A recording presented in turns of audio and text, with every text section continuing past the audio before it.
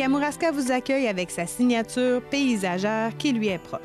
Entre tradition et modernité, c'est un lieu de vie passionnant et des gens dynamiques. Les municipalités du Kamouraska se répartissent le long du littoral jusqu'au plateau appalachien du Haut-Pays. Au Kamouraska, on y retrouve une agriculture prospère, un milieu entrepreneurial, institutionnel et éducationnel stimulant. Le Kamouraska saura vous séduire et vous en mettre plein la vue. Cette semaine à l'émission, les produits locaux sont à l'honneur. Plusieurs entreprises du Kamouraska ont décidé de mettre de l'avant les produits de chez nous. On vous propose le Café du Clocher, le comptoir gourmand des Jardins Kamouraska, Mamie Pataterie Gourmande, l'Amuse-Bouche et le Jardin du Bedeau. Mais juste avant de partir, Simon, j'ai quelque chose pour toi. Je t'ai apporté un concombre pour que tu puisses avoir toute l'énergie nécessaire pour la journée. Attrape!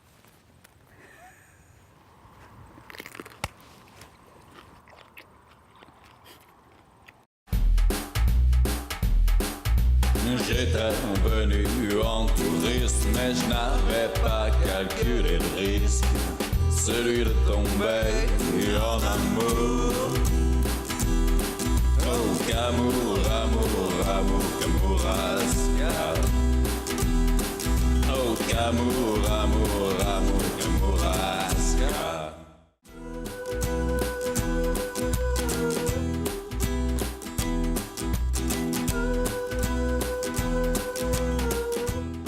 Je suis rendue au Café du Clocher, un endroit magnifique au Kamouraska où je m'en vais rejoindre Jean-Pierre Tirement.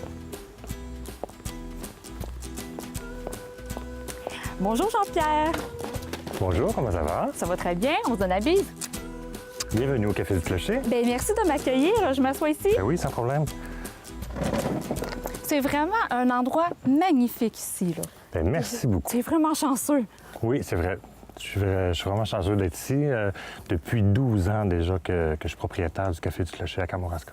L'histoire du Café du Clocher, en fait, je vais vous parler du bâtiment. C'est un bâtiment qui date de 1856. Donc, c'était initialement une écurie dans laquelle que les gens pouvaient venir laisser leurs chevaux pendant qu'ils allaient à la laisse.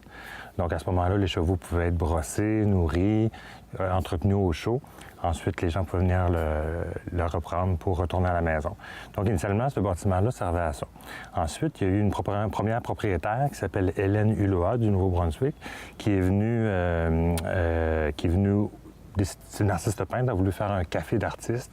Et puis... un café avec des expositions de toiles. Oui, pour peindre. Et puis, avec l'aide de Denise de la boulangerie, ils ont fait des sandwichs, ils ont créé un peu, initié des plats. Donc, c'est comme ça que le café a parti. Moi, à ce moment-là, j'étais à North Atlee. J'étais propriétaire d'un restaurant végétarien bio qui s'appelait le Salon de thé Cœur-Soleil. Donc, j'étais dans le thé avant. Et puis, à North Atlee, c'est un peu le Kamouraska de l'Estrie.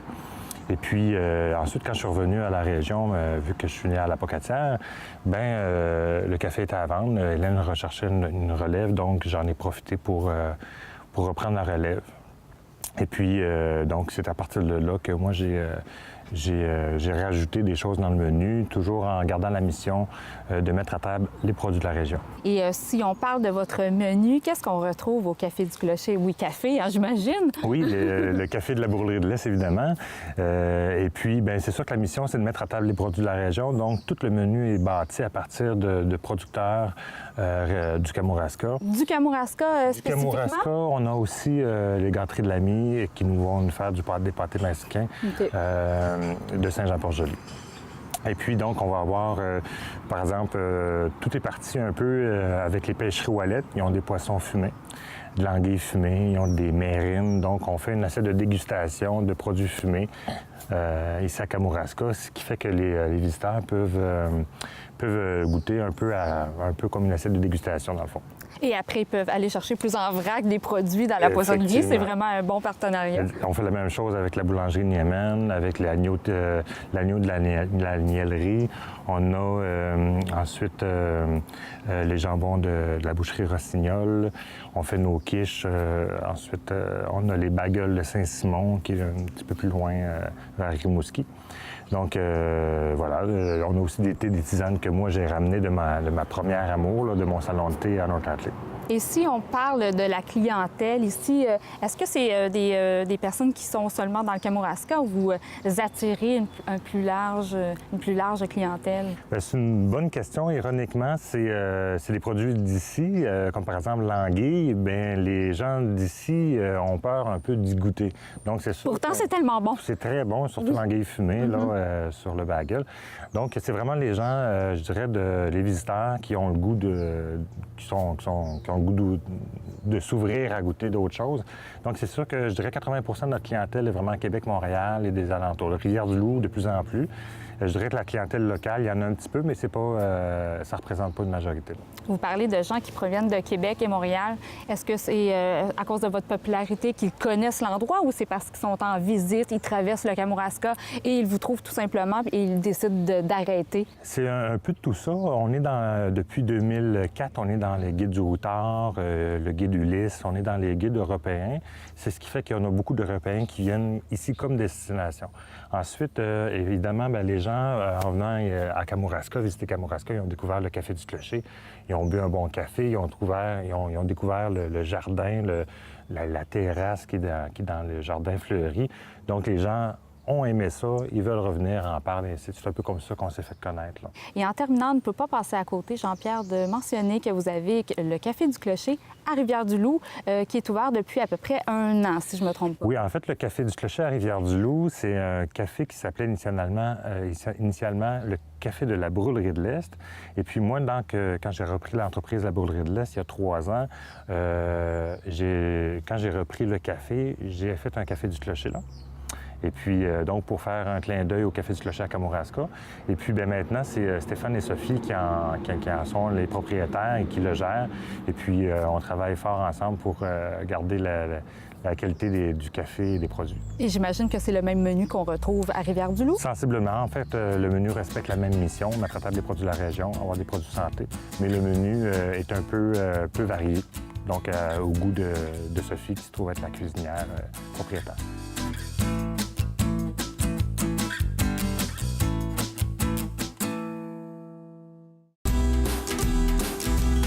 Amour, amour, amour, Kamouraska.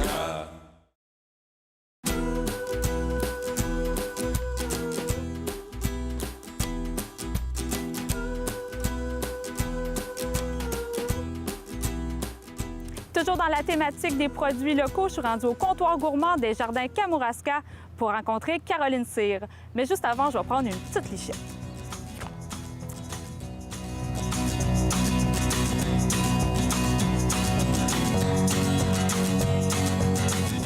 Au comptoir gourmand, on a premièrement un bar laitier avec les produits traditionnels d'un bar laitier. Là, par contre, on apporte un petit plus, comme on a une cuisine, on fait des petits produits maison pour cette section-là. On crée des petits desserts à base de crème glacée, crème molle, des choses comme ça. Ensuite, on a le volet, on a la cuisine, où on fait des pâtisseries. Vous faites tout sur place? On fait tout sur place. En fait, c'est ma fille qui fait toute la cuisine ici. On fait de la pâtisserie. On cuisine quand les fruits sont disponibles. Les fruits de la région, on cuisine beaucoup à base de petits fruits.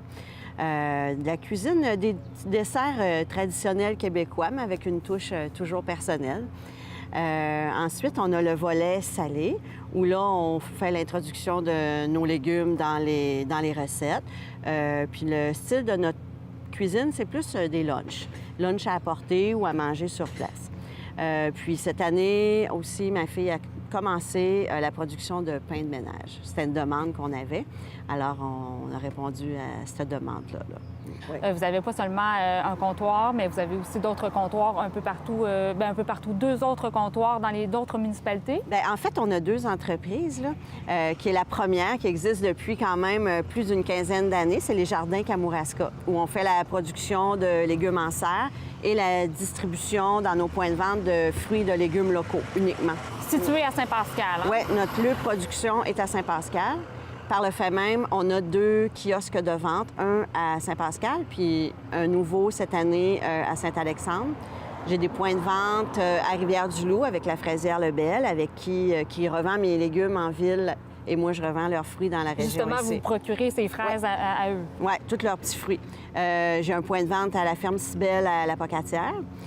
Puis on fait marché public de Rivière-du-Loup et Trois-Pistoles. Puis j'ai mes légumes aussi qui sont en vente ici à Kamouraska. Donc, les autres comptoirs, c'est seulement des légumes qu'on peut se procurer. Oui. Ici, c'est vraiment plus diversifié comme produit. Oui, c'est ça. Si on revient aux produits locaux, c'est qui vos fournisseurs dans le Kamouraska? OK.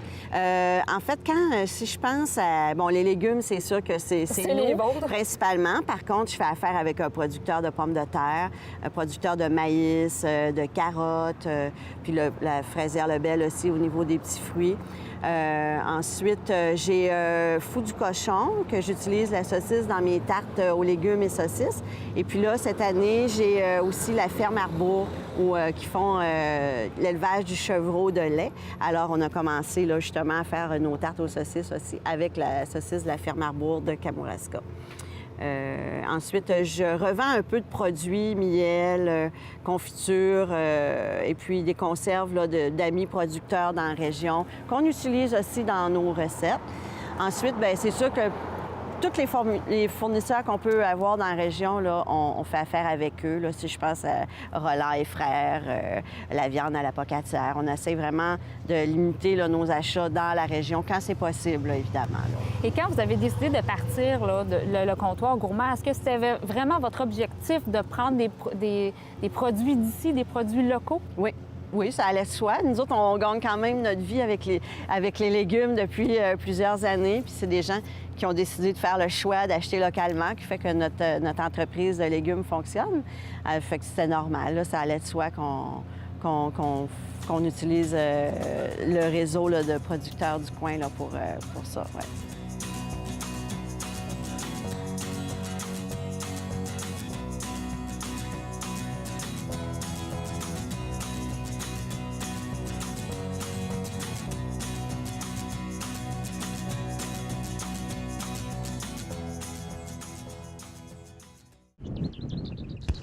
Kamouraska.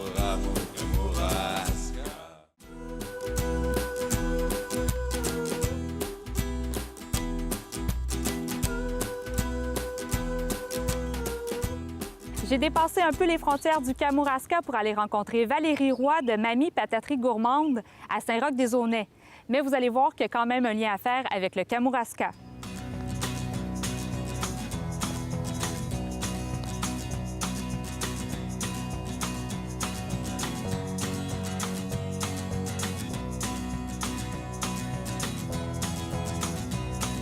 Salut Valérie! Salut Anne-Christine, comment ça va? Ça va bien, toi? Ça va très, très bien.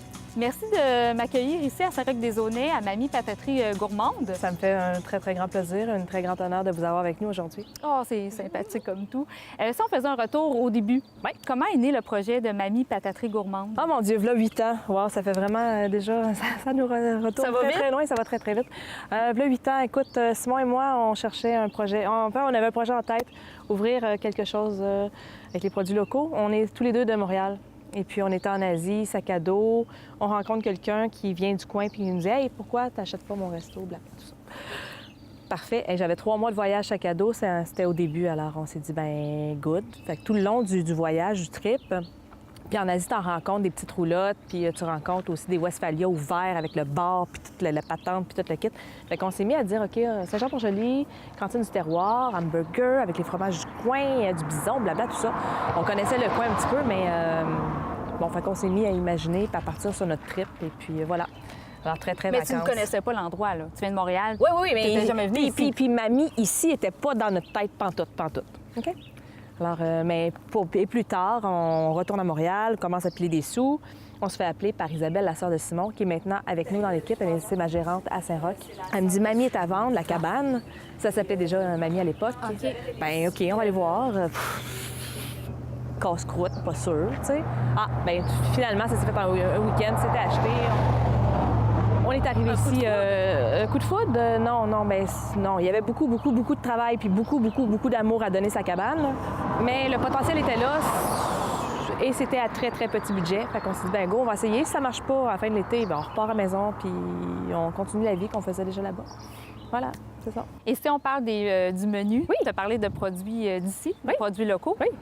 Qu'est-ce qu'on retrouve comme menu? Avec les années, là, ça fait déjà 8 ans qu'on a Mamie et on s'est établi à Kamouraska l'année dernière. Et en tout et partout, on travaille avec 30 producteurs locaux, que ce soit des viandes qui sont naturelles, sans hormones, sans antibiotiques. Alors, c'est des beaux gros burgers de bison, d'agneau, de porc. Alors, toujours 4 onces de viande, qui est quand même très volumineux comme burger. Les fromages du coin, le café, le miel, les herbes salées, la bière. Alors, 30 fournisseurs locaux. C'est vraiment trippant. Oui, puis il ne faut pas oublier votre poutine. Moi, je suis une amatrice de poutine. Vous faites vraiment d'excellentes poutines et très, très originales. Merci beaucoup. Qu'est-ce que vous avez un peu comme poutine? Écoute, comme frite, d'abord, je dois te dire que c'est la frite de Kamouraska. Alors, c'est Paul-André Michaud qui l'a fait pousser dans ses champs et qui la garde en caveau juste pour nous. Alors, pour Mamie, on a des caveaux plein de patates qui vieillissent là-dedans tout l'hiver et elle est réservée pour nous jusqu'à la fin de l'été. Ce qui veut dire qu'on n'a pas besoin de chercher des fournisseurs partout au Québec. Tu l'as dit tantôt, 8 ans ici à Saint-Roch-des-Aunais. Déjà, oui. Puis c'est notre deuxième année à Kamouraska. Justement, je m'en vais vers le Kamouraska, à Kamouraska même. D'accord. Pourquoi avoir ouvert un restaurant à Kamouraska? On s'est fait offrir un local, puis on s'est dit, ben pourquoi pas? Il y avait déjà les travaux d'aqueduc ici à Saint-Roch. On s'est dit, ben écoute, on va l'essayer. Les travaux d'aqueduc, on sait très bien qu'il y a une baisse de clientèle. Ça va nous permettre de se concentrer là-dessus en ouvrant juste 4 jours semaine à Saint-Roch. Et puis, je sais que Mamie Saint-Roch était déjà assez mature pour être autonome, sans moi. Alors, je suis partie à Kamouraska et des Simons, puis on a parti notre deuxième resto là. On a aussi engagé un chef qui est Madi. Madi est associé avec nous à Kamouraska cette année. Et si on revient au nom Mamie Pataterie Gourmande, tu l'as dit un peu tout à l'heure, c'était déjà le nom qui était accordé à l'ancien restaurant, mais pourquoi tu as gardé le nom? Y a-t-il un lien à faire avec ce que vous faites présentement? Bien, Anne-Christine, écoute, je t'explique un petit peu. Ça s'appelait Casse-croûte su Mamie. Hein? Su Mamie? Casse-croûte su Mamie. Alors, j'ai des images dans la tête. OK. Fait qu'on s'entend que c'était une cabane à patates, une petite roulotte qui fait le mets typique traditionnel, hamburger, hot dog, tu sais, standard, comme on rencontre sous le long de la 132. Et ça datait beaucoup. T'allais mettre beaucoup d'amour dans cette cabane-là. Alors, on a gardé le nom parce que on s'est dit, Simon et moi, tu sais, on arrive en région, on change le nom, mais c'était déjà connu un peu. Oui, c'est ça, garder peut-être la même clientèle aussi pour que les gens se retrouvent. Ben oui, mettons. Mais on a dit, OK, on va garder Mamie, mais on va l'adoucir et le rajeunir et le mettre plus actuel et puis le pimper au bout, là. Fait que Mamie Pataterie Gourmande. Alors, on est une pataterie, une cantine du terroir.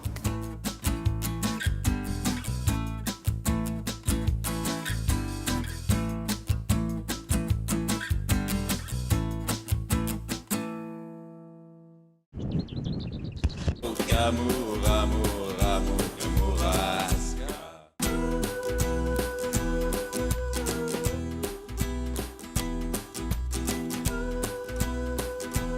Je suis devant le bistrot l'Amuse-Bouche, un endroit magnifique sur le bord du fleuve où je m'en vais rencontrer la copropriétaire Monique Valran.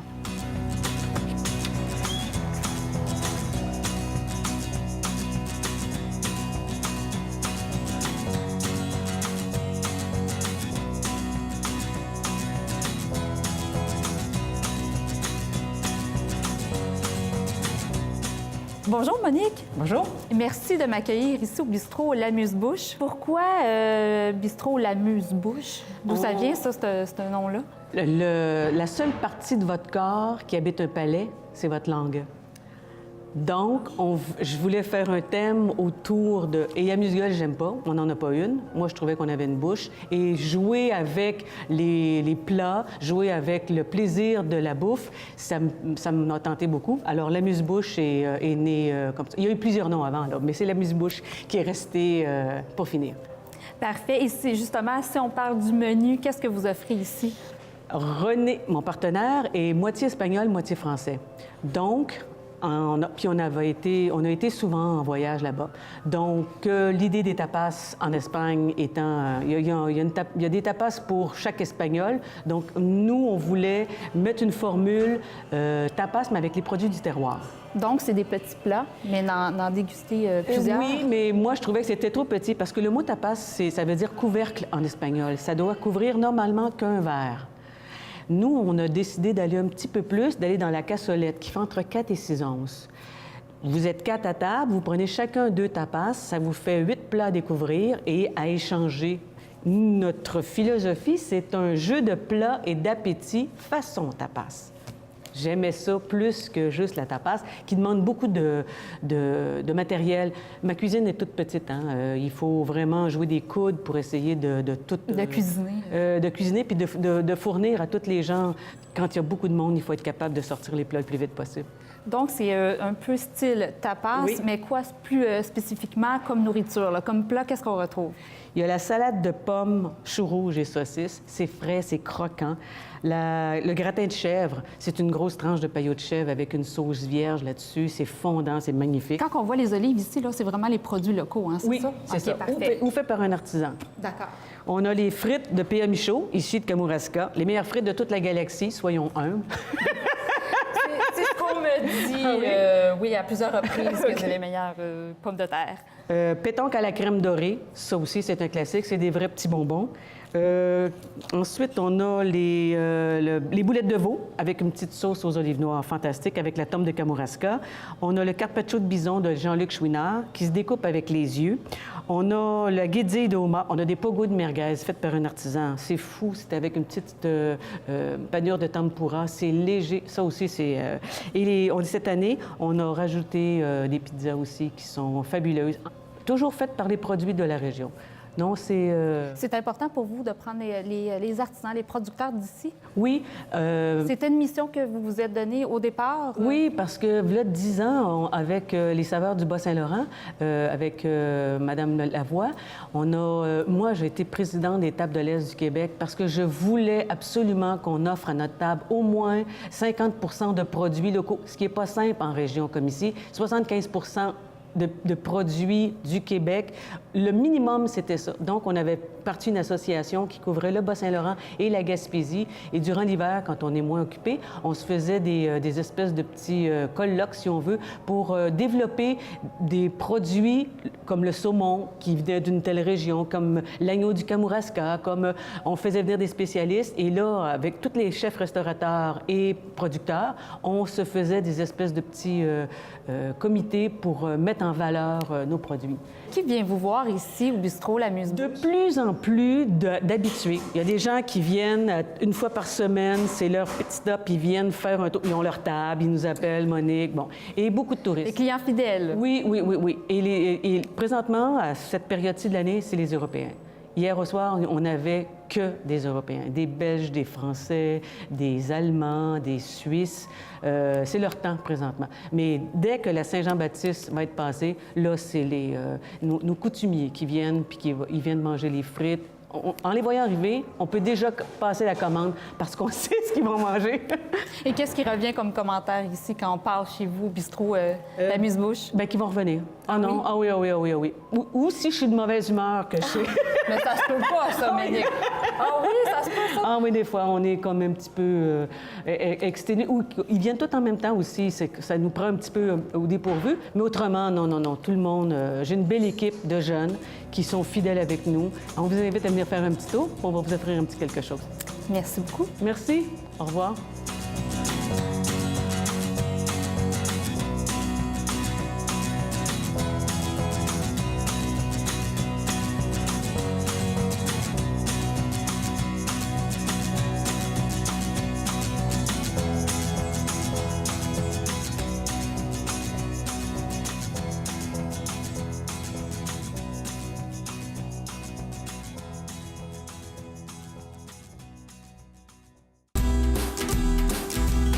Amour, amour, amour, Kamouraska.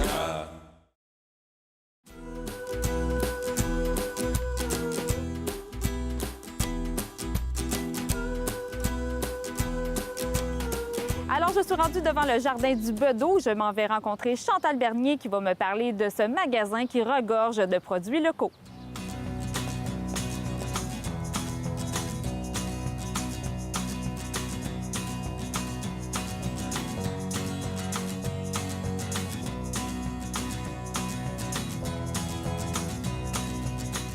Bonjour Chantal.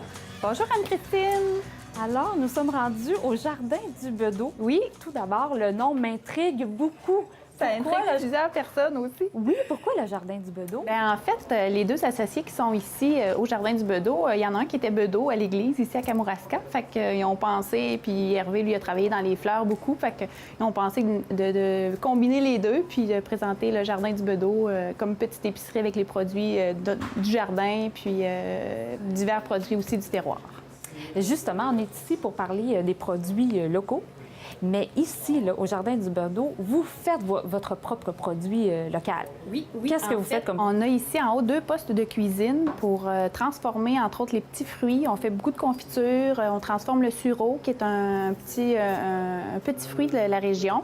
On fait des vinaigrettes, on fait du prêt-à-manger aussi, des sandwichs, des galettes, des biscuits, des croissants. Fait que c'est tout fait ici en haut dans nos cuisines. Fait que beaucoup de produits transformés, des sels avec des combinaisons de produits de la mer aussi qui sont combinés dans les sels. En fait, dans les produits qu'on transforme, on utilise beaucoup les produits de la région. Fait qu'on fait des vinaigres, on transforme des vinaigres, exemple de pétales de rose. Fait qu'on a beaucoup de rosiers à Kamouraska, on va faire la cueillette des roses, on transforme en vinaigre. Ensuite de ça, on a le persil de mer, qui est un très bon produit, un produit fin, un produit du terroir, qu'on peut transformer, qu'on met dans les sels. On se base beaucoup sur la région en tout premier lieu. Ensuite de ça, on complémentarise avec des produits de d'autres producteurs ou d'autres artisans de la région pour compléter l'offre de service. Puis ensuite de ça, on extensionne pour offrir le maximum de produits, en fait, fins, que les gens vont apprécier, autant les touristes que les gens locaux. Fait que voilà, on commence vraiment avec ce qui se passe ici, ce qu'on a ici en région, puis après ça, on va chercher là, ce qu'on a besoin là, ailleurs. Ouais. Avec les autres producteurs, justement, vous avez parlé des autres artisans, les autres producteurs avec qui vous faites affaire ici dans le Kamouraska? En fait, on fait affaire beaucoup avec les gens, je dirais même de Kamouraska, entre autres pour l'agneau, entre autres pour les viandes. On en a plusieurs producteurs, le bœuf aussi. On a les fines herbes, les herbes de Saint-André, les jardins de la mer. Ensuite de ça, on a des miels biologiques de Saint-Alexandre. On a, quoi d'autre, des tisanes, des plantes, des fleurs qui sont cueillies vraiment ici régionalement. Fait qu'on a une bonne offre, je dirais, de produits, là, vraiment le plus de terroir possible.